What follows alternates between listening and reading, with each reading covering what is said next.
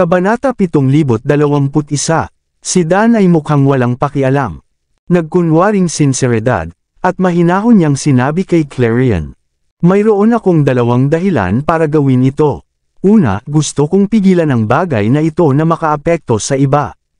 Dahil kinaladkad ka na sa putikan, mas mabuting tanggapin mo ang pagkahulog ng mag-isa at protektahan ang iba.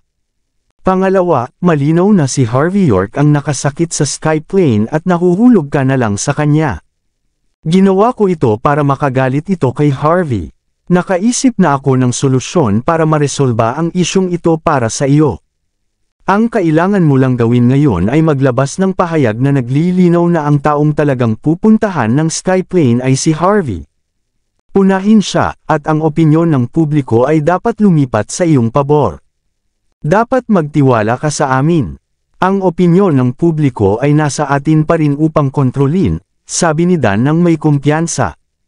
Nagkibit-balikat siya, na para bang kontrolado niya ang lahat. Walang paraan na makakaligtas si Harvey dito nang hindi nasaktan.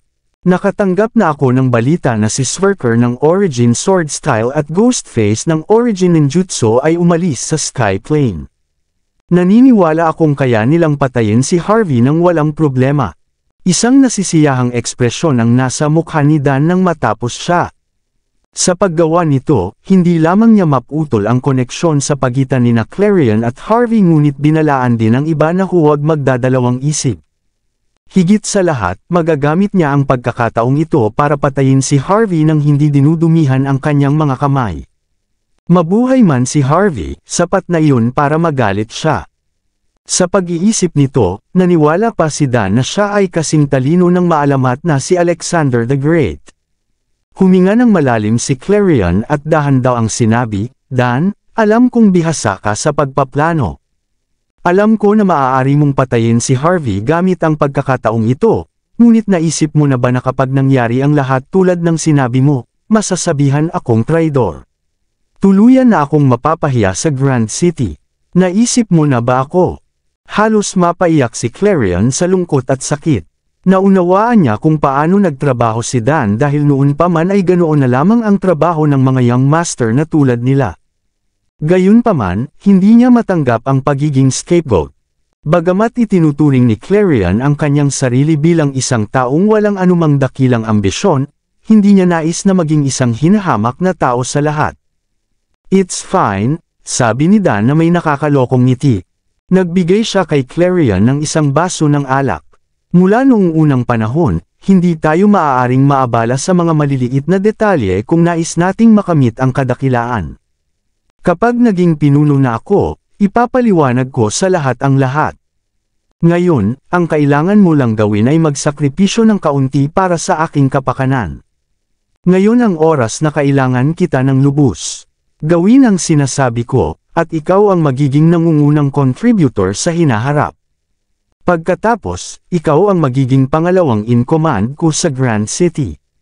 Kung tayo ay mananatiling nagkakaisa, kalimutan ang tungkol sa Grand City, kahit ang buong bansa ay maaaring maabot natin. Clarion, huwag mong hayaan na ang isang bagay na napakaliit na ulap ang iyong paghuhusga. Sa puntong ito, nag-isip si Dan sa kanyang mukha na para bang pinag-iisipan niya ang mga bagay-bagay para sa kapakanan ni Clarion. Kinagat ni Clarion ang kanyang mga ngipin. Pero, kung ganoon, masisira ang reputasyon ko magpakailanman. Nang marinig iyon, alam na alam ni Neve ang pagkadismaya ni Clarion. Kung magpapatuloy ang mga bagay na ganito, si Clarion ay magiging puppet ni Dan kahit na hindi siya nasaktan. Malamang na nilayo ni Dan na patatagin ang kanyang panlipunang bilog at pigilan si Clarion na makiayon kay Harvey. Sa ilang kadahilanan, nadama ni Neve na ang pagpilit kay Clarion sa ganoong paraan ay maaaring hindi kapakipakinabang. Okay, Clarion, we're all adults here, nakangiting sabi ni Poisonless, na sinusubukang bawasan ang tensyon. Lahat tayo rito ay alam na alam ang iyong mga kalkulasyon. Habang kasama mo si Dan sa lahat ng mga taon na ito, hindi mo pa lubusang inilaan ang iyong sarili sa kanya. Nag-arte ka na parang fence-sitter para pagdating ng panahon, iba na ang taya mo. At ngayon, sa halip na panagutin ka sa nangyari sa nakaraan, at binibigyan ka ni Dan ng pagkakataong tubasan ang iyong sarili. Sa pamamagitan ng pagsasakripisyo ng iyong reputasyon, maibabalik mo ang kanyang buong tiwala. Kahit ano pang tingnan mo, it's a good deal. At saka, do you honestly believe it's mere coincidence that Harvey managed to rescue you at the casino? Kung tatanungin mo ako, baka nakipagsabuatan siya sa Skyplane noon pa at minamanipula ka. Ikaw lang ang walang pakialam sa lahat ng ito sa iyong pagiging musmos. Pero naiintindihan namin ang iniisip mo. Akala mo malaki ang utang mo sa kanya. Paano mo siya tatalikuran pagkatapos mong magkaroon ng napakalaking pabor sa kanya? Bueno, naunawaan ni Dan kung gaano ito kahirap para sa iyo, kaya naitakda na niya ang plano. Ang kailangan mo lang gawin ngayon ay isagawa ito sa halip na mag-alinlangan sa iyong mga potensyal na pagkalugi. Hindi ba magandang kalakalan iyon? Walang laso na lumapit kay Clarion at tinapik ang balikat nito. Gawin natin itong paraan. Talagang ayaw naming mawala ka, kaya umaasa kaming makapag-effort ka. Lahat kami dito ay hindi ka sasaktan. Bakit hindi mo iniisip kung ilang beses ka na niligtas ni Dan sa mga nakaraang taon? Huwag nating lingunin ang nakaraan. Kung hindi dahil kay Dan, sana namatay ka na sa Forbidden Wasteland, di ba? Nang marating ni Poisonless ang bahaging ito, tiningnan niya si Clarion, na parang hindi alam ni Clarion kung kailan kukunin ang pahiwatig. Naningkit ang mga mata ni Clarion habang malamig na sumagot, "Shut up. Alam ninyong lahat, ay malinaw na naglalayon sa Forbidden Wasteland. Kung hindi dahil kay Dan, magiging target ba ako? Pinaghirapan ko siya. Hindi pa ba sapat na dahilan iyon para iligtas ako?"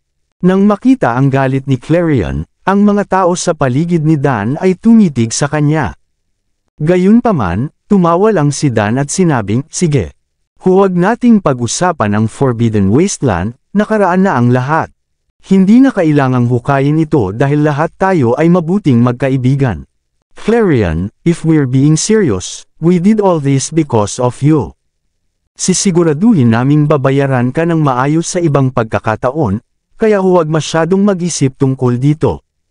Kahit na hindi mo ako isipin, kailangan mong isipin si Willie, di ba? Ang 3 bulwagan na kinokontrol niya ngayon ay dapat na nasa pag-aari ni Harvey. Kung hindi mo haharapin si Harvey, ano ang mangyayari kay Willie? Bakit hindi ka makapagsakripisyo ng kaunti para maalis natin si Harvey para sa ikabubuti ng lahat? Nang marinig ang sinseridad sa boses ni Dan, biglang nawalan ng masabi si Clarion.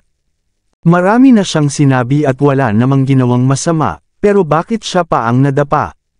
Wala ba silang alam sa kahulugan ng forever? Hindi. Alam nila, at alam na alam nila kung ano ang nangyayari dito. Nadama ni Clarion na kung dadalhin niya ang mga akusasyong ito sa kanyang sarili, mayroon lamang isang landas na naghihintay para sa kanya, isang napakasakit na kamatayan. Pagdating sa realisasyong ito, huminga ng malalim si Clarion at dahan daw ang sinabi, "Sasabihin ko pa. Maaari mo akong utusan na mamatay, at maaari mo pa akong mawala ng tuluyan, ngunit hindi mo masisira ang aking reputasyon magpakailanman. Sa pagitan ng pagkawala ng aking reputasyon at kamatayan, mas gugustuhin ko pang mamatay." Nang matapos ay sinipa niya ang coffee table sa harap ni Dan at walang lingon-lingon na lumabas ng opisina. Suck! Hindi ko ini-expect na ganoon pala ang lapse of judgment ni Dan. Kahit anong mangyari, loyal pa rin si Clarion sa kanya. Kahit na medyo nag-alinlangan siya matapos ko siyang iligtas, matibay pa rin ang paniniwala niya na si Dan lang ang babangon para maging panghuling mananalo sa huli, sabi ni Harvey. Nag-click siya sa kanyang dila at napabuntong hininga habang binabasa ang impormasyon sa kanyang telepono. Nasa isang restaurant siya, umiinom ng tsaa. Nakaupo sa tapat niya sina Veda at Alexei. Masyadong mabagal si Alexei nang bumalik siya para sabihin sa kanya ang nangyari sa restaurant at ang tungkol kay Clarion. Lahat ng iba ay nangyari dahil doon. Kaya, ngayon, tinatrato niya si Harvey sa cafe bilang isang uri ng paghingi ng tawad. Nasiyahan si Harvey sa kanyang marigold tea. Habang binabasa niya ang balita ng Grand City, ay napabuntong hininga siya sa paghanga. Ang walang muwang na si Clarion ay hinding-hindi mauunawaan kung bakit ganoon na lamang ang gagawin ni Dan laban sa kanya. Mula sa pagkakaintindi ni Harvey sa kanyang pagkatao, marahil ay tahimik na humihikbi si Clarion sa ilalim ng kanyang kumot sa kanyang silid. Mahusay na tao si Dan sa maraming paraan, pero masyado siyang nag-iisip. Ang mga nag-o-overthink ay malamang na nahihirapang magtiwala sa iba, dahan daw ang sabi ni Veda habang nilagyan niya ng isang pot ng tsaa ang tasa ni Harvey. Gusto niyang gumamit ng mga ganitong panlilinlang para gawin kang isang pampublikong kaaway, ngunit walang sino man ang umaasa na tatanggihan ni Clarion ang kanyang mungkahi at direktang tatanggihan siya. Personal niyang ginawa ang kanyang kanang kamay bilang kanyang kaaway. In short, binaril niya ang sarili niya sa paa. Huminto siya para titigan si Harvey, pagkatapos ay idinagdag, "Siyempre, makikita rin natin na galit ang mga taga-isla. Siguradong marami silang tipo na lakas tao na malapit sa Grand City. Hindi sila makapasok ng mas maaga, ngunit maaaring iba ang binabalak ni Dan dahil nabigo ang kanyang huling plano. Sa ganoong paraan, makakahanap ang Skyplane ng iba pang paraan upang makapasok sa Grand City. Kapag dumating ang araw na iyon, baka simulan ka na nilang atakihin ng walang humpay. Kasama nila sina Smirker at Ghostface, at hindi sila mga individual na madaling makitungo."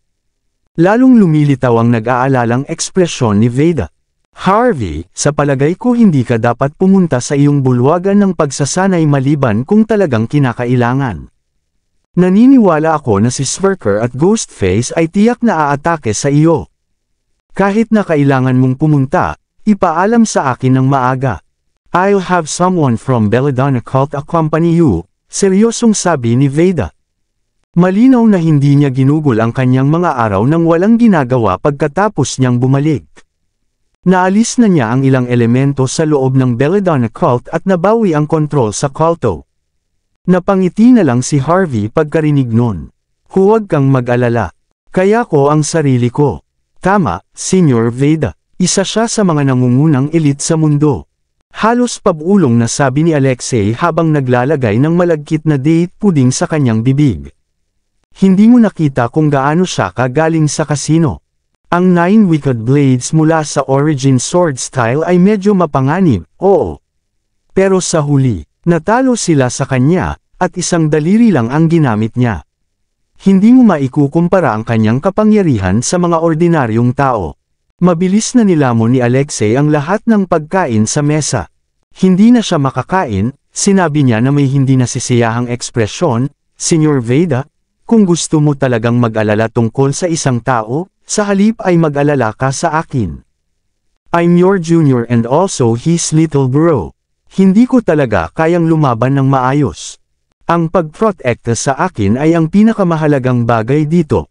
Tinaas ni Veda ang kanyang maselang kilay, pagkatapos ay hinampas si Alexei sa ulo. "Kahit ano pa, ikaw ang nagsimula nitong gulo. At anong lakas ng loob mong gamitin ang iyong kontrata sa kasal bilang collateral sa isang taya? Maswerte ka sa pagkakataong ito na nagawa mong bawiin. Kung hindi, hindi na kailangang pumasok ang School of Divine Sword, at personal kung dudurugan ka. Kaya, makinig ka. Kung maglakas loob kang dalhin muli si Harvey sa mga makulimlim na lugar na tulad nito, ako mismo ang magpuputol ng leeg mo, naririnig mo ba ako?" Sa sandaling ito, mukhang bigo si Veda. Medyo walang muwang si Harvey sa mga ganyang bagay. Ano ang dapat niyang gawin kung ginulo ni Alexei si Harvey sa pamamagitan ng pagtuturo sa kanya ng lahat ng maling bagay? Sila ay maswerte na si Harvey ay medyo katangi-tangi, kung hindi, kailangan niyang ilibing ang kanilang mga katawan. "Huwag kang mag-alala, Senior Veda. Hindi ako tanga para uulitin ko ang pagkakamali. Maliban kung hilingin sa akin ng aking Kuya Harvey, hindi ko siya dadalhin kahit saan." Kinabog ng paulit-ulit ni Alexei ang kanyang dibdib. Marahan na tumawa si Harvey at inaliw si Alexei, na nagsasabing, hindi mo na siya kailangang sisihin. Sa pagtatapos ng araw, siya ay tinarget at niloko. Karaniwan, ang isang bagay na tulad nito ay hindi magiging isang bagay na napakalaking bagay. Babantayan ko siya at sisiguraduhin kong ligtas siya. Mahigpit na tumango si Veda. Pagkatapos, may naalala siya at sinabing, pupuntahan ko si Dan bukas. Gusto kong makita kung anong klaseng pakulo ang naiwan niya sa manggas niya. Siya ay dapat magkaroon ng isang kamatayan na hangarin upang magplano laban sa mga taong akin. Halatang kinilig si Alexei nang marinig iyon. Hindi, Senyor Veda. Alam mo kung gaano kahusay si Dan sa pagbaluktot ng mga katotohanan. Madedehado tayo kung ibabalik niya ang salaysay laban sa atin. Kabanata 725. Ayon sa rules ng Belladonna Cult, lahat ng nasa Belladonna Cult ay mapupunta kay Big Bro Harvey pagkatapos mong ikasal sa kanya. Saka lamang tayo magkakaroon ng sapat na suporta para labanan siya hanggang sa huli. Sabi ni Alexei sa nagngangalit na mga ngipin. Hindi naman talaga siya ganoon katanga. Alam niya ang pinakamagandang oras para kumilos. At least, hindi nila dapat harapin si Dan ngayon. Kung hindi, walang sinuman sa kanila ang makakayanan ng mga kahihinatnan. Napatingin si Harvey sa kanilang dalawa, na walang imik. Ano ang pinag-uusapan nila? Bakit nila pinag-uusapan ang pagpapakasal sa kanya? Kailangang biro nila ang pagpapakasal niya kay Veda, di ba? Talagang maganda si Veda at may kurbadong figura, ngunit wala silang gaanong nararamdaman para sa isa't isa. Walang dahilan para magpakasal sila. Anyway, hindi ito ang magandang panahon para makipagkita kay Dan. Umupo ng tuwid si Harvey at mahinang sabi kay Veda. Na-appreciate ko, Veda. Alam kong gusto mong makamit ang hustisya para sa akin, ngunit kung ako ang tatanungin mo dito, ito ay titigil ko ngayon. Hindi na kailangang palakihin pa. Una, hindi ako nagdusa ng anumang tunay na pinsala, at binaril ni Dan ang kanyang sarili sa paa. Gusto niyang gamitin si Clarion laban sa akin noong una, ngunit ang nagawa niya lang ay sirain ang kanyang panlipunang bilog. Ngayon ay kailangan niyang bilangin si Clarion sa kanyang mga kaaway. Pangalawa, mortal na magkaaway kami ng Islanders. Kahit wala si Dan, we'll go for each other's throat. Hindi na kailangang maging masyadong maselan tungkol dito. Pangatlo, tiniyak ni Otto na susuportahan niya ako sa lahat ng aking pagsisikap. Nag-iisip ako ng dahilan para sakupin ang lahat ng tatlong bulwagan dahil sa akin ang mga ito. Ang ekspresyon ni Veda ay nanatiling hindi nagbabago ng ilang sandali. Nang marinig niya ang dulo ng pangungusap, bahagyang natigilan siya. Ang matandang manloloko na si Otto ay lantarang nagpahayag na susuportahan kanya ng buo. Maging si Alexei ay nakatingin kay Harvey na hindi makapaniwala. Tumango si Harvey. Tama iyan. Sinabi niya iyon. At ang isang taong may karakter na katulad niya ay hindi babalik sa kanyang salita. Tama ba? Tumango si Veda. Totoo iyan. Naging maingat si Otto. Hindi siya mukhang sinumang mahalaga sa Grand City, ngunit ang kanyang kapangyarihan ay hindi mas mababa kaysa sa 7 predecessors. Siya rin ang pinuno ng Parkerville Elder Council. Kung nasa tabi mo siya, ito ay katulad ng pagpapadugo kay Dan. Medyo naging seryoso ang ekspresyon ni Veda. Harvey, sa hitsura nito, nakuha mo na ang buong suporta ng Fosters, kalahati ng Parkerville, at Belladonna Cult. Kung matagumpay mong mapamahalaan ang tatlong hall, mabibigyang katwiran kang pumalit bilang pinuno ng Grand City gamit ang iyong pagkakakilanlan bilang kinatawan ng Country H Martial Arts Alliance. Magiging madali din. Halos maubo ni Alexei ang tsaa na katatapos lang niyang mahigop. Gulat na napatingin siya sa kanila. Senyor Veda, Kuya, may balak kayong agawin ang kapangyarihan. Aagawin ang kapangyarihan. Naging malamig ang ekspresyon ng mukha ni Veda. Binabawi lang namin kung ano ang sa amin sa unang lugar. Sige, isantabi muna natin yan, sabi ni Harvey, na tinapos ang paksa. Kung may lumabas na balita, baka pilitin natin si Dan na gawin ang lahat para patayin ako. Nagkibit-balikat siya. Kumain tayo ng maayos na pagkain ngayon. Bakit hindi pa naihain ang pangunahing ulam? Hindi ka ba nag-order ng extra ngayon lang? Napatingin si Harvey kay Alexei. Humalakak si Alexei. Huwag kang mag-alala tungkol dito, kuya. Nag-order ako ng extra at lahat ng signature dishes nila. Sinadya niyang ipinakita kay Harvey ang menu para sa mga signature dishes. Sa pagtingin sa bilang ng mga zero sa likod ng mga item, hindi nakaimik si Harvey. Pagkain lang yun. Hindi nito kailangang gumastos ng libo-libo. Muling tumawa si Alexei. Huwag kang mag-alala tungkol sa pagbabayad. Diretso ako sa iyo. Ang restaurant na ito ay pagmamay-ari ng Belladonna Cult, kaya si Senior Veda ang may-ari nito.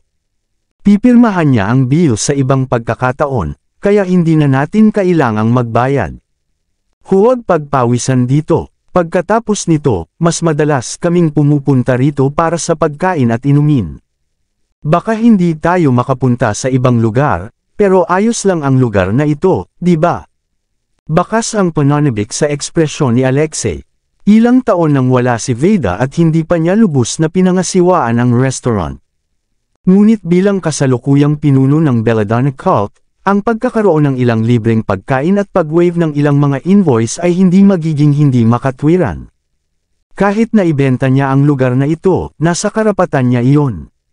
Bang! Biglang itinulak ang elaborated na pinto ng rosewood na nakaukit. Pumasok ang isang dalagang nakasuot ng etnikong damit. Ang kanyang balat ay may kaunting kayumanggi at siya ay may medyo maselan na mukha, ngunit ang kanyang manipis na mga labi ay nagpamukha sa kanya na medyo malupit. Lumakad siya ng ilang hakbang pasulong, bawat isa ay lumikha ng hindi kanais-nais na echo habang ang kanyang mataas na takong ay kumatok sa sahig na gawa sa kahoy. Tahimik na sinulyapan ni Harvey ang babae, at likas na hindi niya ito nagustuhan. Anong nangyayari dito, Tina? Bakit hindi pa nakahain ang mga pagkaing in-order ko? Halika at tingnan mo kung ano ang nangyayari sa kusina. Tama. Unahin ang floor burger at posh pie. Dumating ang aking kuya para sa mga iyon. Sabi ni Alexei. Prinsesa Veda, Mr. Alexei, magandang gabi. Nakangiting bati ni Tina Delmer, ang manager ng Portview Restaurant. Sa isang makahulugang tingin, sinabi niya, paumanhin, ngunit ang kusina ay may sapat lamang na sangkap para sa isang set ng floor burger at posh pie ngayon. Pagkatapos mong idagdag ang order, dumating ang mga VIP at inutusan sila mula sa menu, kaya natatakot ako na hindi ko sila mapagsilbihan. At saka, baka kailanganin mo ring isuko itong pribadong kwarto. Maaari akong mag-ayos ng mesa para sa iyo sa tabi ng kalsada. Iniisip ko kung magkakaroon ka ng anumang mga isyu sa pag-aayos na ito. Habang pinanatili pa rin ni Tina ang kanyang magalang na kilos, ang mga salitang sinabi niya ay medyo nakakahiya. Ano ang ibig sabihin nito? Sabi ni Alexei na may madilim na ekspresyon. Pag-uusapan natin ang order ko mamaya. 1 oras na kaming nananatili dito, at gusto mo kaming paalisin. Niloloko mo ba ako? First come first serve, hindi ba? Habang ito ang lugar ng Belladonna, si Alexei ay isa pa ring sumusunod sa mga patakaran. Kung siya ay huli at ang pribadong silid ay kinuha na, hindi siya magsasabi ng kahit ano. Pero dito na sila at kumakain na. At ngayon, gusto ni Tina na paalisin sila. Anong klaseng biro ito? I also think it's inappropriate to make such a request, but I have no choice. Gusto ng VIP ang pribadong silid na ito. This is the Supreme Chamber, which represents one's status, sabi ni Tina habang nakapikit ang mga mata kay Alexei, halata sa kanyang mga tingin ang pangungutya. Tulad ng alam mo, naniniwala ang Portview Restaurant na ang mga customer ay mga Diyos. Ngayong narito na ang ating mga Diyos, syempre kailangan nating pagbigyan ang kanilang maliit na kahilingan. Prinsesa Veda, Mr. Alexei, pareho kayong matatalino. Naiintindihan mo rin na hindi madali para sa amin. Pwede bang gumalaw ng mabilis? Kailangan pa nating linisin itong kwarto. Kung makita ng VIP na marumi ang kwartong ito, maaaring mahirapan kaming hawakan. Ang mga salita ni Tina ngayon ay puro kahihiyan, ang maaaring magpagulo sa mga lalaki. Agad na naging madilim ang ekspresyon ni Alexei. Ang Portview Restaurant ay pagmamay-ari ng Belladonna Cult. Si Veda ay ang anak ng Belladonna Cult. Sa madaling salita, ito ang kanyang teritoryo. Nakapangangilabot para sa kanya na hilingin na umalis kapag siya ay nasa kalagitnaan ng pagkain, lalo na sa kanyang teritoryo. Hindi mapigilan ni Harvey na ipikit ang mga mata. Kahit na si Veda ay hindi personal na humawak sa mga gawain ng culto sa loob ng maraming taon, at kahit na siya ay minamaliit ng iba dahil sa kanyang sakit sa pag-iisip, siya pa rin ang young master ng Belladonna cult. Walang tumutol sa kanyang pwesto, para ma-kick out sila pagkatapos kumain ng kalahati. Ito ay hindi lamang isang bagay ng kahihiyan. Ito ay isang ganap at lubos na kahihiyan. Mukhang hindi galit si Veda. Sa halip, mahinahon niyang itinanong, sino itong VIP na gustong gamitin ng ating Supreme Chamber? At pagkatapos, itinuro ni Veda si Alexei. Kahit sino pa ang VIP na ito, kung mataas ang status niya, willing siyang lumipat kung junior siya. Ito ay si Princess Coco. Ngumiti ng kaakit-akit si Tina. Naiintindihan mo naman ang ibig sabihin nito, di ba? Bihira lang siyang mag-organize ng party, lalo na sa mga malalapit niyang kaibigan. Mga tagapagmana sila ng mahahalagang pamilya sa loob ng Grand City, lahat ng VIP sa kanilang sariling karapatan. Partikular niyang hiniling ang kwartong ito, kaya sana ay maipakita mo ang pag-unawa dahil maaaring mahirap ito para sa amin. Namilog ang mga mata ni Alexei, at tumahimik siya. Siyempre kilala niya kung sino si Princess Coco. Siya ang prinsesa ng Parkerville, ang nakababatang kapatid na babae ni Dan. Nasiyahan siya sa mataas na katayuan sa Parkerville at sinasamba ni Dan. Marami rin siyang asset sa pangalan niya at maraming mahuhusay na subordinate. Kung aangkinin niya ang kanyang sarili bilang numero 2, wala sa mga kabataang babae sa Grand City ang maglalakas loob na kunin ang pinakamataas na pwesto. Ang isang tulad niya ay hindi isang taong kayang tawirin ni Alexei. Prinsesa Veda, naiintindihan mo, tama. Hindi naman sa ayaw kong magpakita sa iyo ng anumang paggalang, ngunit mas may impluensya siya, sabi ni Tina habang nakatingin siya kay Veda ng madilim. Kung wala ng iba, please move. Nauubusan na talaga tayo ng oras. Ngumiti si Veda at tumayo, pumunta sa gilid ni Tina. Mas matangkad siya ng kaunti kay Tina, at tumingin siya kay Tina mula sa mas mataas na lugar. At sinabing, bago mo akong sabihing umalis, may itatanong ako sa iyo. Alam mo ba kung kanino ka nagtatrabaho? Tinagilid ni Tina ang kanyang ulo, at nagkunwaring inosente at walang muwang na tingin. At pagkatapos, napabuntong hininga siya at sinabing, kung tama ang pagkakaalala ko, malamang, siguro. Sayo, sampal. Agad na sinampal ni Veda ang mukha ni Tina.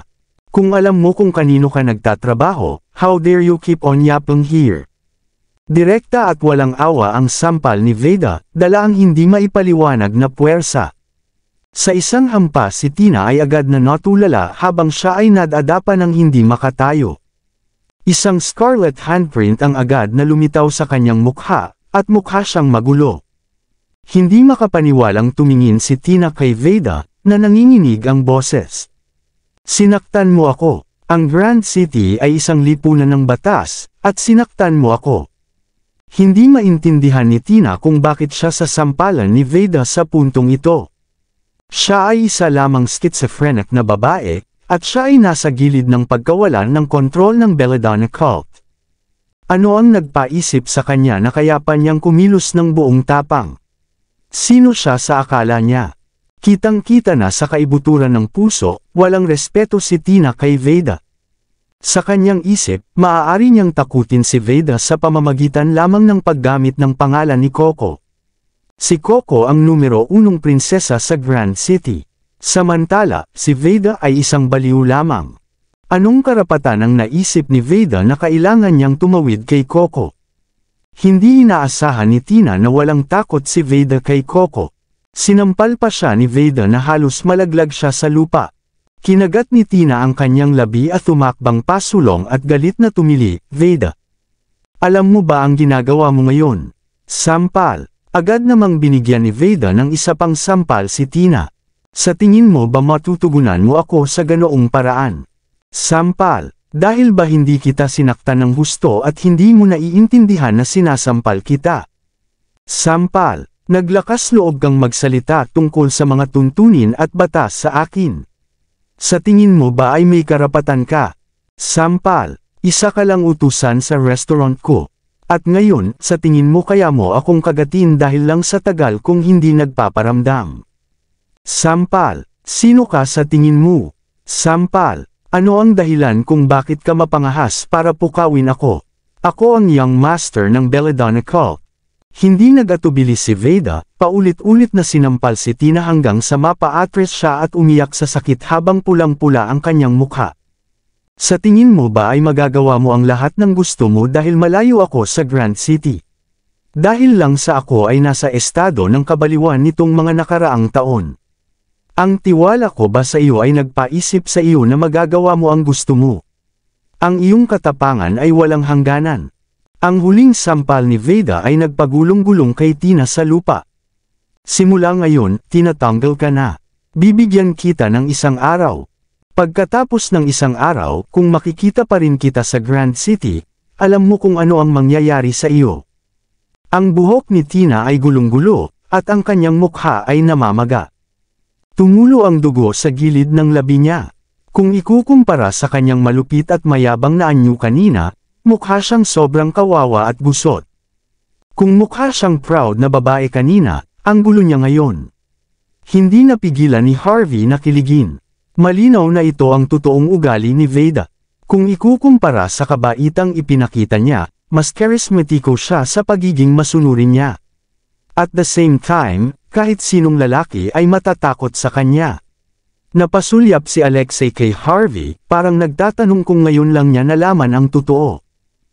Maraming salamat sa lahat ng sumusubaybay. Please subscribe and follow my YouTube and Facebook channel, Filipino Novel. Maraming salamat po. Veda, ang Grand City ay pinamamahalaan na ngayon ng mga batas. Hindi tama na simulan ang pananakit ng mga tao dito, hindi ba?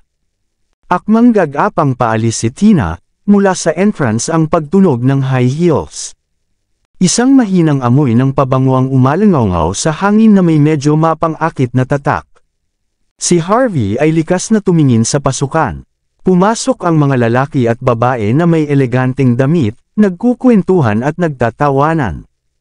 Isang napakarilag na babae na nasa 20s ang nanguna sa entourage. Hindi lamang ang ganda ng kanyang mga facial features, ngunit mayroon din siyang medyo curvaceous na pangangatawan. May hangin ng superiority na nakapalibot sa kanya, na parabang madali niyang natatabunan ang iba. Nakasuot siya ng pinakasunod sa moda na itim na damit, ipinapakita ang kanyang mahahabang binti at ipinapakita ang kanyang perpektong kurba. Habang ang babaeng ito ay hindi masyadong mature, siya ay puno ng alindog at pang-akit. Upang gumamit ng isang mas modernong termino, malinaw na siya ay lubos na manlalaro at sanay sa mga kaakit-akit na lalaki. Siya ay walang iba kundi si Coco Parker, ang prinsesa ng Parkerville. The moment Tina saw that woman, gumapang agad siya na parang siya ay inaabuso. Ang kanyang magandang mukha ay puno ng kalungkutan habang sinasabi niya, Princess Coco. Ayaw tumayo ni Alexei, ngunit nagawa pa rin niya kahit nanginginig siya sa kanyang bota. Miss Coco, pasimpleng sinuntok ni Veda si Coco ng isang mapanghusgang titig, ang kanyang mukha ay nagyelo. Kailangan ko ba ng pahintulot mula sa iyo kapag dinidisiplina ko lang ang isang katulong na nagtataksil sa kanyang amo kapag gumagamit ng sarili naming mga patakaran? Mas makapangyarihan na ba ngayon ang Parkerville kaysa sa 7 families? Ito na ba ang nag-uutos? Dahil ginamit ni Coco ang batas laban sa kanya, ginamit ni Veda ang posisyon ng pinuno para sumagot. Sa ngayon, iyon ay isang paksa na walang gustong hawakan. Si Coco, na orihinal na puno ng mga ngiti, ay agad na naging malamig. Veda, mukhang medyo hindi stable ang mental state mo. Kung hindi mo sinabi ang gayong bagay na walang kaparerikan. Hindi mo ba alam na lahat ay pantay-pantay sa harap ng batas? Dapat ba kitang ipadala sa World Martial Arts Alliance at World Civilization Department para sa ilang mga aralin? Dinala ni Coco ang kanyang mga tao patungo kay Veda, at nakatingin sa kanya habang malamig ang kanyang pagdura, halika. Humingi ng paumanhin kay Tina at bayaran siya para sa emosyonal na pagkabalisa. Nang makita ni Tina na tinutulungan siya ni Coco, agad niyang iniangat ang ulo niya na parabang isa rin siyang importante. Hindi gaanong nagbago ang ekspresyon ni Veda. Bumaling siya ng napakalamig, kay Coco. Gusto mong pag-usapan ang pagkakapantay-pantay sa harap ko. May mali ba sa'yo? Maaari kang makipag-usap sa akin tungkol sa pagkakapantay-pantay sa sandaling i-dismiss mo ang lahat ng tauhan ng iyong bahay. Huwag isipin na maaari mong makuha ang iyong cake at kainin din ito. Not to mention, ito ang problema ng restaurant ko. Ano ang kinalaman nito sa iyo? Kung gusto mong kumain dito, welcome ka namin. Kung ayaw mo dito kumain, lumayas ka. Napangiti si Coco nang marinig ang sinabi ni Veda. Iyong restaurant, nginisian niya siya. Mukhang kailangan mo talagang gumugol ng ilang oras sa isang mental health institute. Matagal nang bukas ang Portview Restaurant. Ilang beses ka nang pumunta dito. Alam mo ba kung paano ito gumagana? Alam mo ba ang taunang kita nito? Alam mo ba kung magkano ang sahod ng mga empleyado?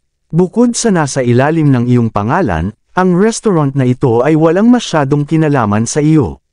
At sa lalong madaling panahon, ito ay nasa pag-aari na ng aking kapatid na si Dan. Kabanata 730. Ayon sa mga patakaran, ang lugar na ito ay wala ng kinalaman sa iyo sa hinaharap. Confident na sabi ni Coco sa harap ng lahat, at gustong ipahiya si Veda sa publiko. Malumanay na dumura si Veda, ayon sa kasunduan, kapag hindi ko mahanap ang aking Man of Destiny sa loob ng itinakdang oras ay mapupunta ang lahat ng asset ng Belladonna Cult kay Dan. Kawawa naman kayo, nahanap ko na siya. Mula sa sandaling iyon, lahat ng pag-aari ng kulto ay wala ng kinalaman kay Dan. Naiintindihan mo ba? Ngunit syempre, kung sa tingin mo ay hindi sa akin ang lugar na ito. Maaari kayong tumawag sa 7 Families Joint Meeting, at maaari nating pag-usapan ito ng mahaba. Tingnan natin kung sino ang nagmamay-ari ng mga asset ng Belladonna Cult. Medyo naging malamig ang ekspresyon ni Coco matapos marinig iyon. Gayunpaman, muli niyang sinanay ang kanyang emosyon at ngumiti ng napakatalino. Alam na alam niya ang alinsunod sa mga patakaran ng Grand City, dahil nahanap ni Veda ang kanyang Man of Destiny, hinding-hindi maaagaw ni Dan ang mga ari-arian ng Belladonna Cult. Pero paano kung wala na ang kanyang Man of Destiny? With that thought in mind, makahulugang sinabi ni Coco, baka sa iyo ang Portview Restaurant. At least sa pangalan. Ngunit anuman ang nangyari, ang iyong manager na si Tina ay nagtrabaho ng walang kapaguran upang patakbuhin ang lugar na ito. Hindi siya umabot sa pag-alay ng kanyang buhay para sa iyo, ngunit ito ay isang bagay. Kung wala ang dugo at pawis ni Tina, maaaring nalugi na ang iyong restaurant. Ngunit naglalakad ka lang dito at inangkin ang bunga ng kanyang pagpapagal, at pagkatapos ay pinalayas siya at sinaktan pa siya. Sinusubukan mo bang talikuran ka ng lahat? Agad na naglaro si Tina sa pamamagitan ng paglalagay ng malungkot na mukha. Halata namang gusto niyang kaawaan siya ng lahat. Si Veda, gayunpaman, ay hindi nag-react dito at sinabi lang. Ang aking aso ay masunurin ding binabantayan ng aking bahay araw-araw. Hindi ko ba ito matuturuan ng ilang mga aralin kung may nagawa itong mali? Mapapag-alitan ba ako ng iba dahil lang doon? O natutunan ba ng aking aso kung paano iwaglit ang kanyang buntot upang madamay ito ng iba? Kung iyon ang kaso, bakit ko ito titiisin? Hindi ba mas madali kung papatayin ko lang ito ng diretsyo? Nang marinig ni Coco ang nakatagong pambabatikos ni Veda, ngunguso siya at saka ngumiti. Bakit ang hilig mong magsalita ng paikot-ikot? Nakakainip, binabalaan kita, hindi mo aso si Tina. Siya ay kanyang sariling tao. Bakit siya magsusumikap para sa iyo? Malamig na sagot ni Veda, para sa kanyang pagsusumikap, bumili siya ng property sa Mordo. Nasa 7 digit ang kanyang ipon sa bangko. Sa lahat ng mga taon na ito, marami siyang kinuha sa anyo ng sweldo at iba pang interes. Ang Belladonna Cult ay hindi siya pinagmalupitan. Sa tingin mo ba, hindi mo mapapansin ang pinuno mo dahil lang sa mayaman ka at may sapat na awtoridad? Mukhang masyado akong maluwag sa mga nasasakupan ko.